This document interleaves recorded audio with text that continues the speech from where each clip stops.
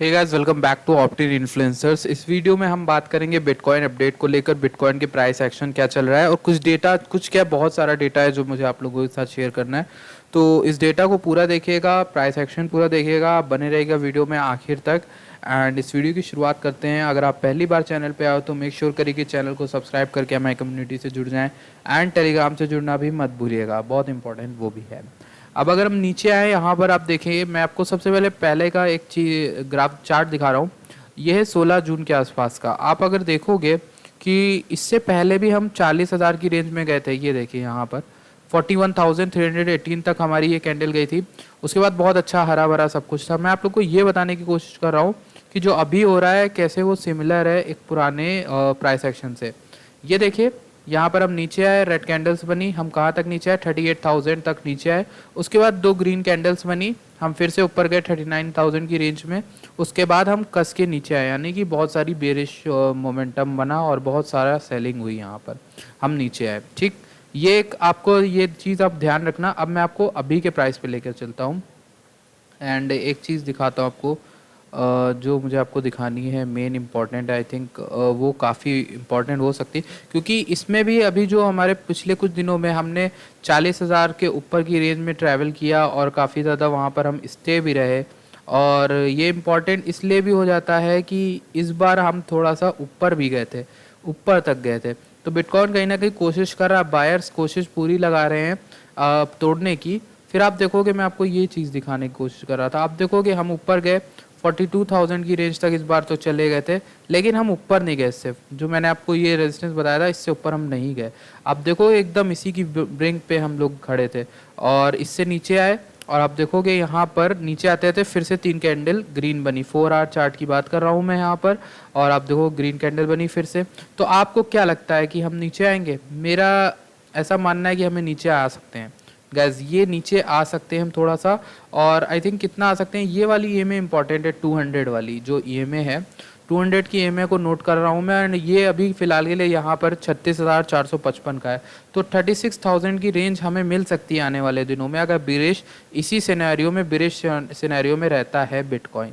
ठीक gas, and जो कि मुझे लग रहा है हो सकता है आने वाले टाइम में, क्योंकि देखिए करेक्शन होता है तो ये कैंडल इतनी नीचे नहीं आती है, हल्का फुल्का लेती है और यहाँ से फिर से ऊपर मोमेंटम लेने लगती है। और जो मैंने आपको पहले बताया था वो मैंने आपको ये प्लान बताया था कि कुछ इस तरीके से चीज़ें होती तो अच्छा होता। हम ऊपर जा रहे होते और ऊपर से फिर हम नीचे हल्का सा आते और इस जगह पे नीचे आते, या फिर हम इस जगह पे नीचे आते और यहाँ से हमें वापस जाना था, लेकिन हम यहाँ से वापस नहीं जा पाए। बल्कि हमने क्या किया, हम यहाँ से नीचे आए और इस जगह से ऊपर उठे।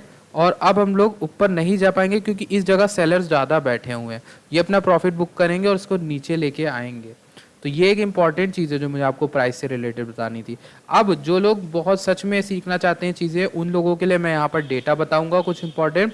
ये ग्लास नोट के इंपॉर्टेंट डेटा है और जो मैं आपको बताना चाहता हूँ, सबसे पहली चीज़ ये है कि अगस्त तक लेकर, अब देखोगे जुलाई से अगस्त के बीच में रिलायंस प्रॉफिट्स कितना ज़्यादा हुआ है। ये घट रहा था, प्रॉफिट्स में लोग कम थे। और ये जो पिंक लाइन है वो लॉस बताती है और ग्रीन लाइन है वो प्रॉफिट बताती है। देखिए प्रॉफिट कम होता चला गया मई के बाद से, लेकिन अचानक से जुलाई के अंत में यानी अगस्त की शुरुआत में ये देखिए स्पाइक पड़ी है और प्रॉफिट इस हफ्ते का कितने हुए, 2.09 बिलियन डॉलर्स का जो है प्रॉफिट हुआ है इस हफ्ते। ठीक, और ये हफ्ते ये किसका प्रॉफिट होता है? ये होता है जितने बीटीसी हेल्ड हैं एक्सचेंजेस या फिर वॉलेट्स में, उनकी एज को पता किया जाता है वो कब बाय किए गए थे और प्रॉफिट में है कि लॉस में है उस प्राइस के अनुसार। ये स्पेंड आउटपुट बैंड है जो बताता है बिटकॉइन का जो स्पेंडिंग बिहेवियर है वो किस तरह से है। तो बुल मार्केट में देखिए आप, डिस्ट्रीब्यूशन चल रहा था नवंबर से दिसंबर जनवरी तक चला।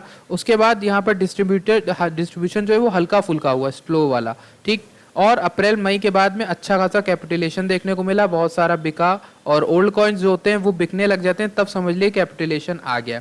ओल्ड कॉइन्स का मतलब ये है कि वो कॉइन्स जो लोग होल्ड करे हुए थे लेकिन अब किसी वजह से बेच रहे हैं, वो लोग एक ही वजह से बेचते हैं जब उन्हें पता चल जाता है कि पीक आ गया है, और ये ज़्यादातर इंस्टीट्यूशन ही करते हैं। Bitcoin realise cap hold waves, ये आप देखोगे जो वेव्स है इसमें आप देखोगे बुल मार्केट का डिस्ट्रीब्यूशन बिहेवियर। जो यंग कॉइन्स थे वो यहाँ पर जनवरी 17 के पैटर्न से थोड़ा मिलता जुलता है। ग्रीन हमने एक्यूमुलेशन किया था, डिस्ट्रीब्यूशन हुआ, उसके बाद जो बियर मार्केट में लोग होल्ड करते हैं और होल्डिंग बताता है कि बियर मार्केट आ गई है। तो यहाँ पर होल्डिंग का पैटर्न यहाँ पर दिख रहा है और कैपिटुलेशन एक यहाँ पर हो गया। यहाँ पर देखिए आप मई 2019 का beer market I, bull market I, beer market I, उसके बाद यहाँ पर कैपिटुलेशन हुआ, उसके बाद हम ऊपर गए तोड़ नहीं पाए, फिर ऊपर गए तोड़ नहीं पाए, फिर ऊपर गए तोड़ नहीं पाए रेजिस्टेंस। और देखिए सिमिलर यहाँ पे हुआ, एक बुल मार्केट आई, फिर beer market I, beer market पर एक कैपिटुलेशन हो गया।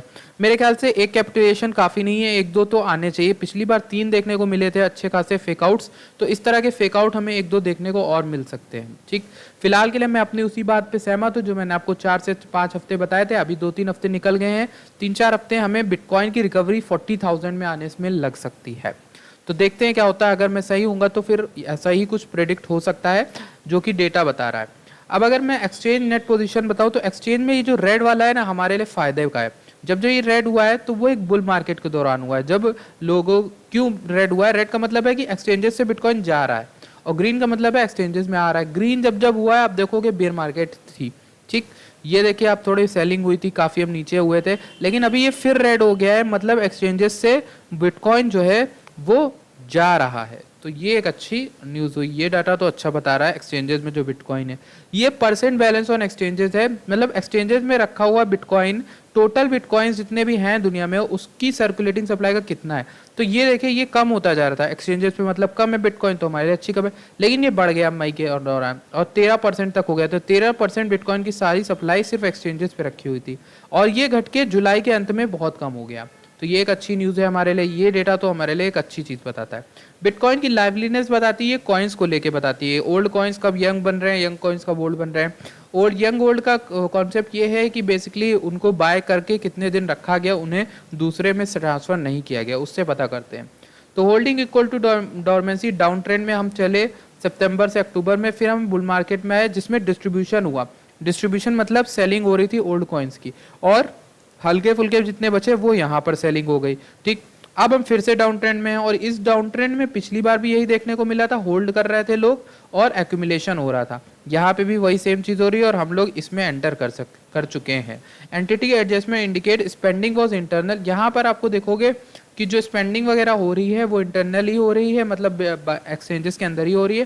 तो ये जो एक्यूमुलेशन इवेंट है ये अभी टाइट हो गया, काफ़ी यहाँ पर स्ट्रांग हो गया। अच्छा, ये क्या है, रियलाइज्ड कैप होल्ड वेव्स का डेटा है जो कॉइन की मैच्योरिटी बताता है।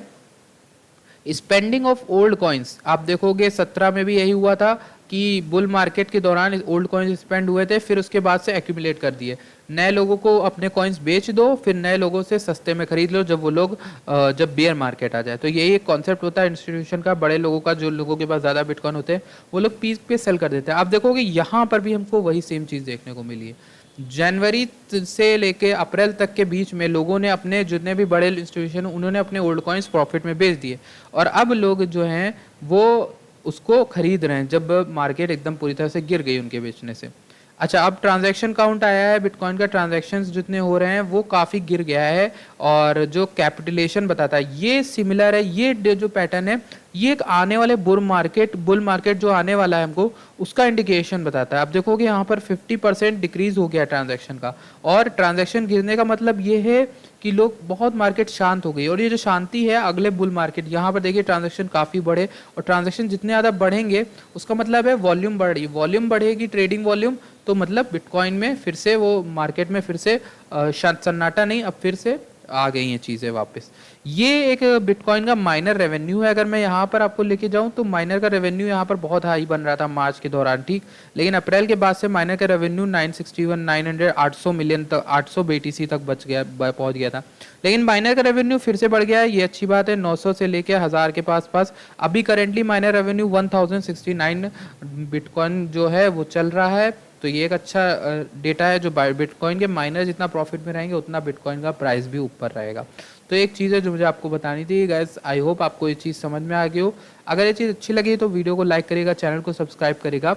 मैं मिलता हूँ आपसे अगली वीडियो में। Thank you for watching this video.